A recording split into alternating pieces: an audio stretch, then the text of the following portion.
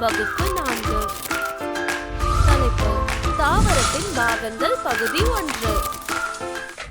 வணக்கம் மாணவ செல்வங்களே, உங்களை மீண்டும் வரவேற்கிறேன். முந்தைய அமர்வில் சீதாவுடன் சேர்ந்து பல்வேறு வகையான தாவரங்களை பற்றியும் கற்றுக்கொண்டோம். இப்போது சீதா தோட்டத்தில் கேரட்டுக்காக ஒரு முயல் தோண்டுவதை சீதா பார்த்தாள். அவள் தன் தந்தையிடம் ஏன் மண்ணுக்குள் வேர்களுக்கு பதிலாக கேரட் இருக்கிறது என்று கேட்டாள். அவளுடைய தந்தை அவளுக்கு வேர்களை பற்றி விளக்கத் தொடங்கினார். நம்மை சுற்றியுள்ள தாவரங்கள் தலைப்பிலிருந்து ஒரு தாவரத்தின் பாகங்கள் என்ற வகுப்பு 4 சுற்றுச்சூழல் அறிவியல் பாடத்திலிருந்து வேர்களை பற்றி அறிந்து கொள்வோம். கற்றுக்கொள்வீர்கள். இந்த அமர்வின் முடிவில் நீங்கள் இதை பற்றி புரிந்து கொள்ள முடியும். வேர், உணவாக வேர்கள், வேர்களின் வகைகள், முக்கிய வார்த்தைகள், செடிகள், வேர் அமைப்பு, அதாவது மண்ணுக்கு அடியில் தாவரத்தின் ஒரு பகுதி, தளிர் அமைப்பு, அதாவது மண்ணுக்கு மேலே உள்ள தாவரத்தின் ஒரு பகுதி, வேர்கள், ஆணி வேர், அதாவது தாவரத்தின் அடிப்பகுதியிலிருந்து கீழ்நோக்கி வளரும் ஒரு பெரிய முக்கிய வேர், அதிலிருந்து சிறிய வேர்கள் கிளைத்து வரும். நார்ச்சத்துள்ள வேர், அதாவது தண்டின் அடிப்பகுதியில் இருந்து எழும் மெல்லிய கிளைத்த வேர்கள். அமர்வை தொடங்குவதற்கு முன் இந்த அமர்விற்கான கருத்து வரைபடத்தை பார்ப்போம்.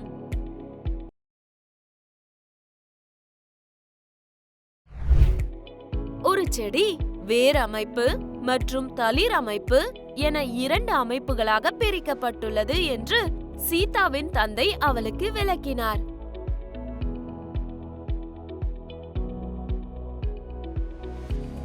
மண்ணுக்கு மேலே உள்ள தாவர பகுதி தளிர் அமைப்பு என்றும், மண்ணுக்கு கீழே உள்ள பகுதி வேர் அமைப்பு என்றும் அழைக்கப்படுகிறது. வீட்டிற்கு அஸ்திவாரம் ஆதரவளிப்பது போல மண்ணில் உள்ள வேர்கள் செடி தரையில் நேராக நிற்க ஆதரவளிக்கின்றன. வேர்கள் செடியை மண்ணில் உறுதியாக நிலைநிறுத்துகின்றன.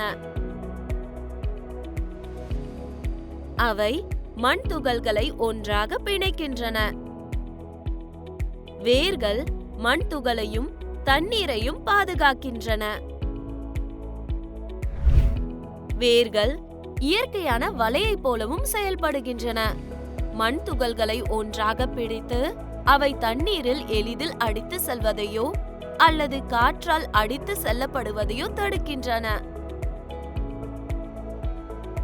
இந்த பிணைப்பு நடவடிக்கை மண் அரிப்பை தடுக்கவும் மண்ணின் நிலைத்தன்மையை அதிகரிக்கவும் உதவுகிறது. வேர்கள் மண்ணிலிருந்து தண்ணீர் மற்றும் ஊட்டச்சத்துக்களை உறிஞ்சி தாவரங்களின் மற்ற பகுதிகளுக்கு வழங்குகின்றன. பல தாவரங்கள் அதிகப்படியான உணவை அவற்றின் வேர்களில் சேமித்து வைக்கின்றன. அவை தடினமான மற்றும் தடித்த வேர்களை கொண்டுள்ளன. இந்த வேர்கள் உணவாக பயன்படுத்தப்படுகின்றன. கேரட் உணவை சேமிக்கும் ஒரு வேர், எனவே அது மண்ணுக்குள் உள்ளது.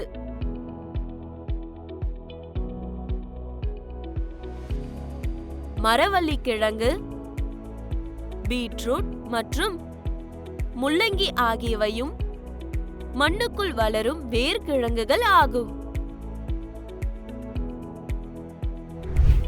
வேர்கள் 2 வகைப்படும்: ஆணிவேர் மற்றும் நார்வேர்.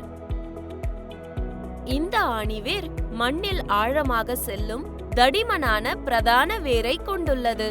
மேலும் பல மெல்லிய பக்கவாட்டு வேர்கள் பிரதான வேரிலிருந்து வளரும். உதாரணம் வேம்பு, புளி முதலின.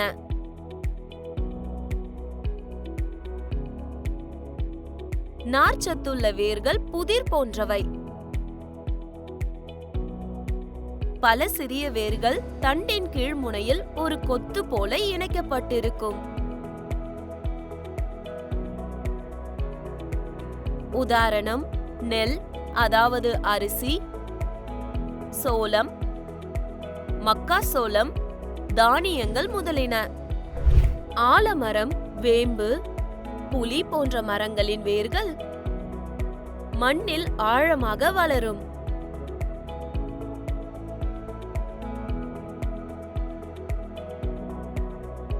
ரோஜாக்கள், மல்லிகை போன்ற தாவரங்களுக்கு வேர்கள் மண்ணில் மிக ஆழமாக வளராது. நீர் தாவரங்களின் வேர்கள் மென்மையாகவும் பஞ்சு போன்றதாகவும் இருப்பதால் அவை மிதக்க உதவுகின்றன. வேர்களை மருந்தாகவும் பயன்படுத்தலாம். உதாரணம்: அஸ்வகந்தா. நினைவில் வைத்துக் கொள்ளுங்கள், ஒரு தாவரம் வேர் அமைப்பு மற்றும் தளிர் அமைப்பு என 2 அமைப்புகளாக பிரிக்கப்பட்டுள்ளது. மண்ணுக்கு மேலே உள்ள தாவர பகுதி தளிர் அமைப்பு என்று அழைக்கப்படுகிறது.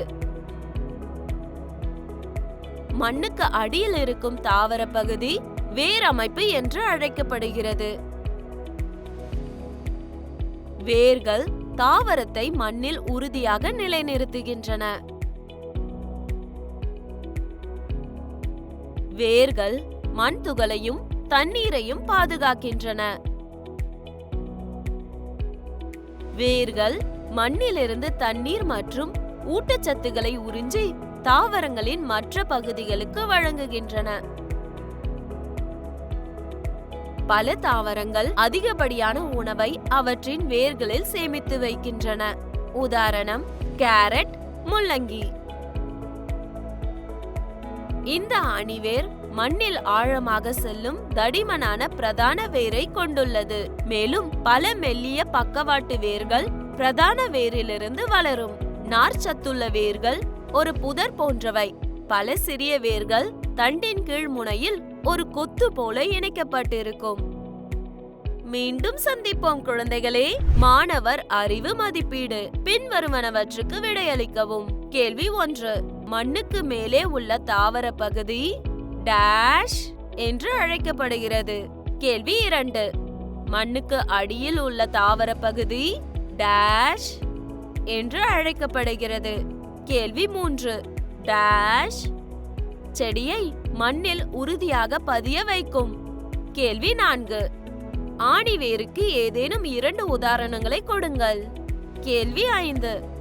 நார்ச்சத்துள்ள வேர்களுக்கு ஏதேனும் 2 உதாரணங்களை கொடுங்கள். கேள்வி 6. அதிகப்படியான உணவை வேர்களில் சேமித்து வைக்கும் ஒரு தாவரத்தின் உதாரணத்தை கொடுங்கள். கேள்வி 7. ஆணிவேர் என்றால் என்ன? கேள்வி 8. நார்ச்சத்து வேர் என்றால் என்ன? கேள்வி 9. எந்த வேர் மருந்தாக பயன்படுகிறது?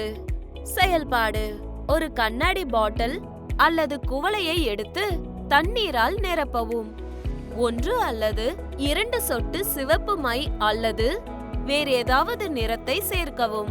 வேர்களை சேதப்படுத்தாமல் பால்சம் செடியை மண்ணிலிருந்து மெதுவாக வெளியே எடுக்கவும். செடியின் வேர்களை கழுவி செடியை வண்ண நீரில் வைக்கவும். அதை சூரிய ஒளியில் வைக்கவும். அடுத்த நாள் தாவரத்தை கவனியுங்கள்.